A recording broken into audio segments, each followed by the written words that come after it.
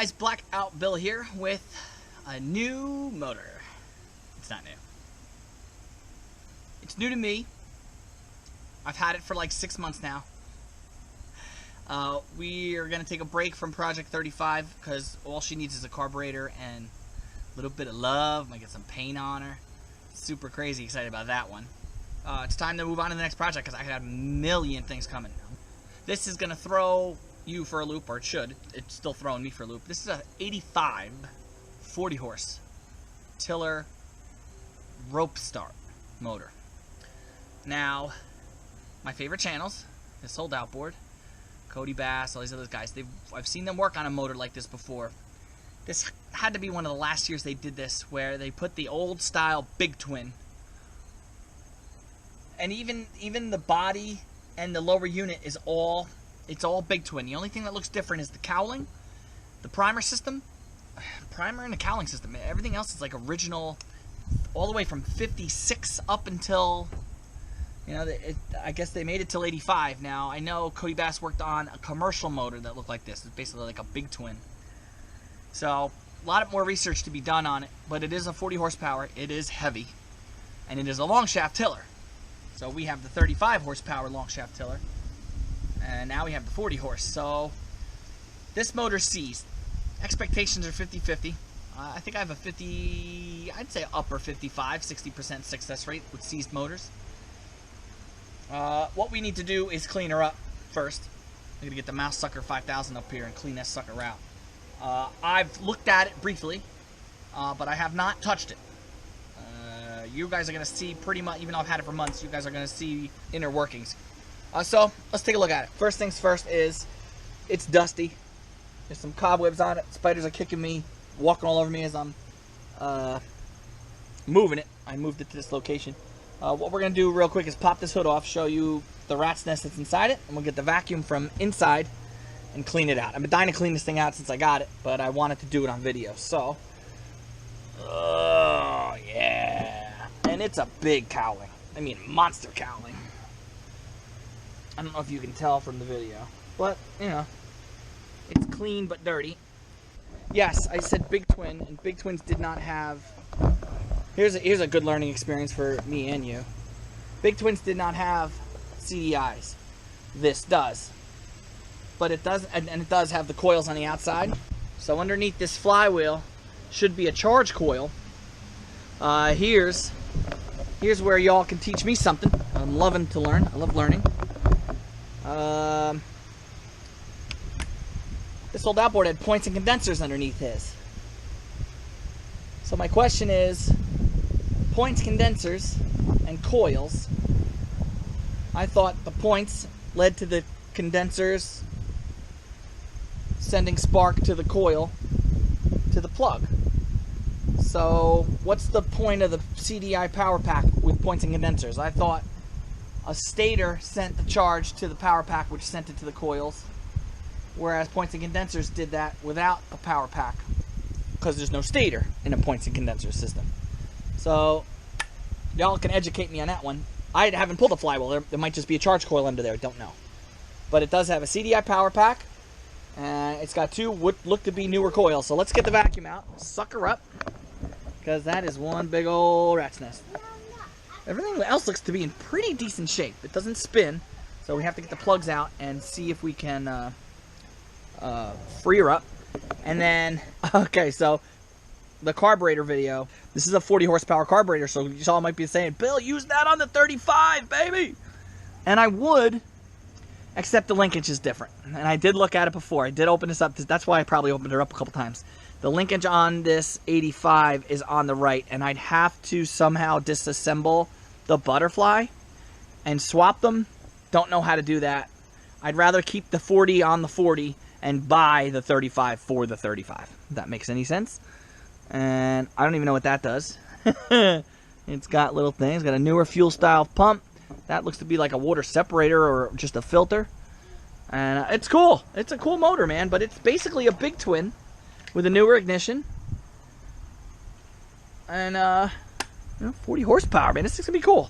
So let's get the vacuum cleaner up, and then we'll pull the plugs out. The plugs look new, too.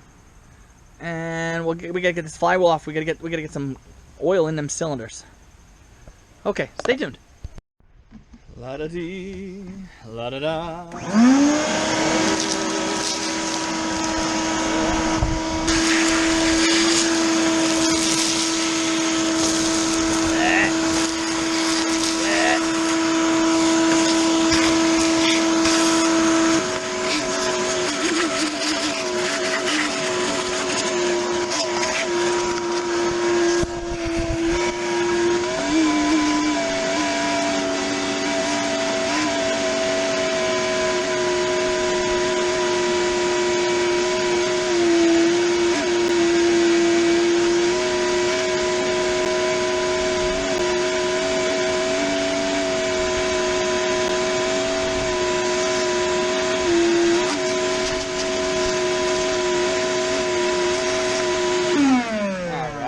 Y'all might be wondering, Bill, why do you mess with these motors? They're just trash. I'll tell you why. This motor's a perfect example of it. That 35 that you saw running on the water, hopefully by now, is 1,000,000 times, bajillion times worse than this thing. Worse than this thing. This block looks fantastic. This was the squirrel's bathroom, the rat's bathroom. Over here is where he nested. I mean, I got debris on the inside that's tucked into the corners real bad. You know, and look how clean this thing is. No rust. I mean, yeah, the typical used outboard stuff. A little rust here. But I mean, it's in fantastic shape. This other one looks like it sat in the rain for years. And this is the one that's seized up. So, you know, you just never know. And when you don't really have much to work with, you just take what you get and you work with what you got. So, that being said, this thing needs a nice quick power wash. And it's gonna look good, guys, I'm telling you. Assuming it frees up. If it frees up, then you guys were right. What the hell are you doing working on these pieces of crap? But, I mean, look at these plugs. Is the right plug? Nah, no way. Alright, pop quiz. What's the right plug for this motor? I'm gonna guess Champions. Well, it's not guess Champion, it's Champion. And it should be something around the QL plugs for the 40, the bigger ones. The bigger ones that produce a lot of electrical noise. It doesn't have, oh, it's an auto light. Actually, they look different. Or is this one auto light on the bottom? Yep, auto light. So, auto lights, cheap, they work. No thanks. Any case, let's get them out. They look new though, so the wiring actually looks in great shape. Maybe they tried to wire it up one last time and then let it sit. It's funny what they do with these motors. Let's get them off. We can't test for compression or anything, but we should be able to get an idea what the cylinders look like inside. In my opinion, it's most likely. Yep. See, look at. Oh no. I was gonna say the way the outside looks. There's a good chance it might just be weather seized, especially with the plugs being brand new. But that plug is showing some rust on the inside, so I'm just kind of hoping it'd be oily. Actually, the threads are oily, but the plug itself is bad. Kind of hoping maybe, but looks like a little bit of rust. So that could mean there's water in there, which could mean it's a done deal. But we don't know. Never assume. We're gonna try anyway. I'm just giving you guys my thoughts. Yeah, a little rust. I have a Borescope camera and I've been dying to use it. Let's see if we can get you guys a Borescope shot. Okay, so I'm having trouble connecting. I was going to record the video on the computer. So here's a Borescope. Here is the, I hope you can see all this. Here's the cylinder hole. There's the spark plug hole. Okay, let's go in. There's the cylinder top.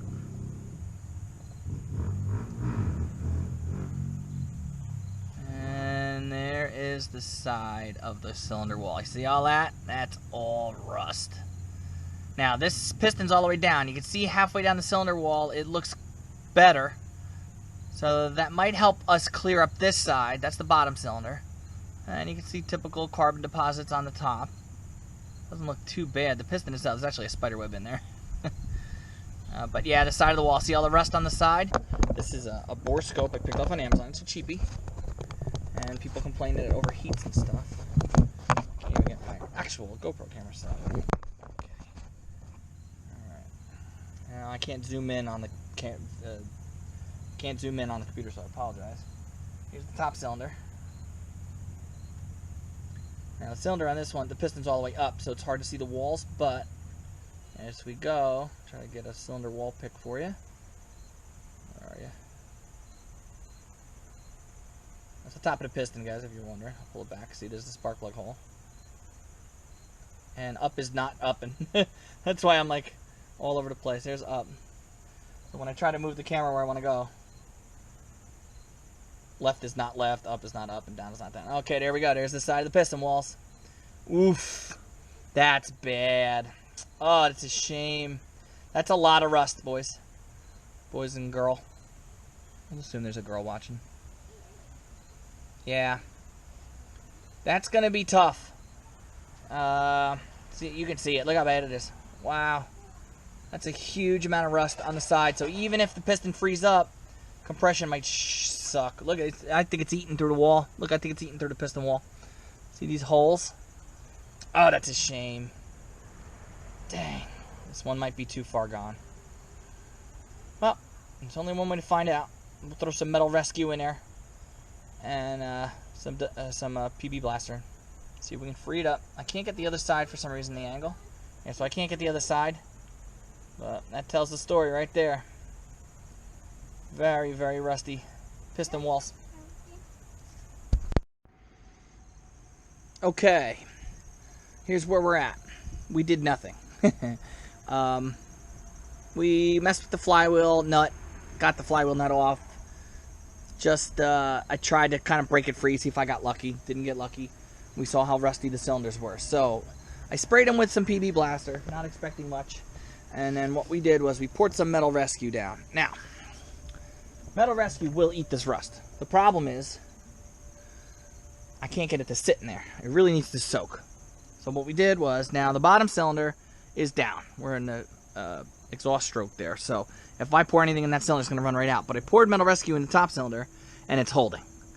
So that's the one where the piston's all the way up at the top. This is the one, the piston's at the bottom, and you saw after the rust there was a little bit of clean area. So my thought, hope, and prayer process is that this piston is the one that's really stuck. And it's up at the top where all the rust is. So we got the metal rescue in here. As long as that doesn't seep down, which I don't think it will. Not yet anyway.